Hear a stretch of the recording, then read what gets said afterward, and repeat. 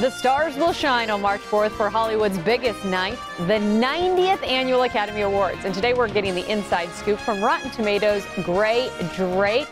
Good morning, Gray. Thank you so much for joining us today, because from what I hear, you're able to break it down for us, because the list of films, the list of lead actors and so forth, that could be a long list of movies to watch. Listen, it is Movie Nerd Super Bowl, and I am ready to help. I like that. You are the quarterback. So let's go ahead and then start with our scouting report. What are you looking forward to most? I mean, 90th, that's crazy. 90th Academy Awards. What do you get excited about the most? 90 and doesn't look a day over 89. Am I right?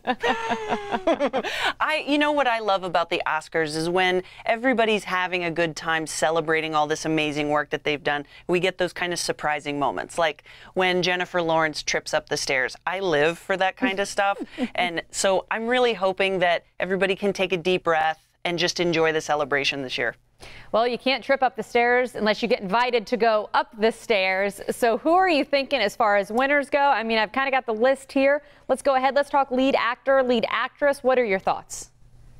Okay. Gary Oldman was in Darkest Hour, and he plays Winston Churchill. So in my life, pretty comfortable saying, don't care so much about prime ministers until I saw this movie. And he is so incredible. His performance made me interested, and he needs an Oscar. And let's talk lead actress, because I noticed Sally Hawkins on the list from The Shape of Water, which is one of the films actually my producer has been raving about. So do you think that's going to nab any awards? Think she would get lead actress? Well, your producer and I need to go have a cocktail, because obviously your producer is into fish people, and that is me also, because Sally Hawkins plays a mute woman that falls in love with a fish guy, and it's even weirder than it sounds, and I loved it. But I don't think she's going to win Best Actress. I think that trophy is going to go to Frances McDormand for 3 Billboards Outside Ebbing, Missouri.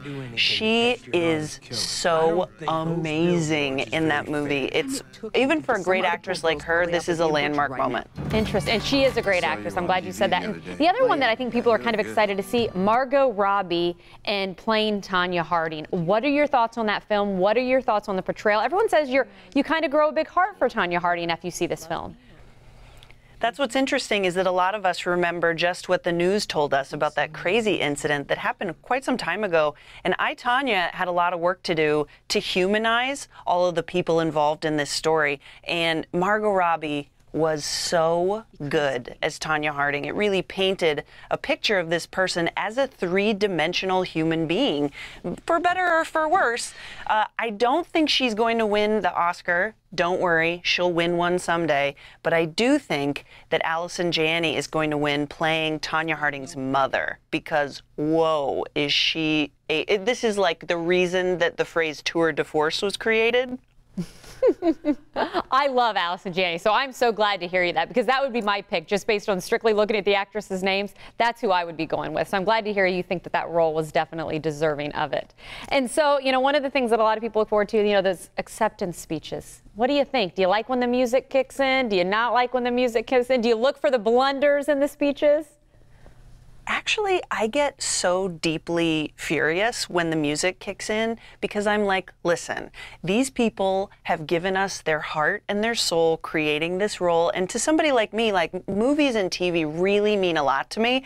And yeah, I want to hear them talk. I'd listen to them talk all day long. So don't you dare play them off, Academy. I always like shake my fist, and I hate that part. I wish that the ceremony was 8 hours long. Just let them talk. And now I'm going to be thinking of you when I hear that music play. I'm going to think of you when you're watching it at home for yourself. And the other thing I want to touch on, I'm a big Jimmy Kimmel fan. 2nd year in a row that he's going to be hosting. What do you expect from him? I love him, and I think he's so talented, and he's such a great host for the show. And he has a way of being topical, talking about what's going on in the world, but making it really funny and kind of uniting us in this predicament of being human that we're all in. And I love having him as master of ceremonies, especially when something goes terribly awry, like it did last year when Warren Beatty and Faye Dunaway read the wrong movie for Best Picture.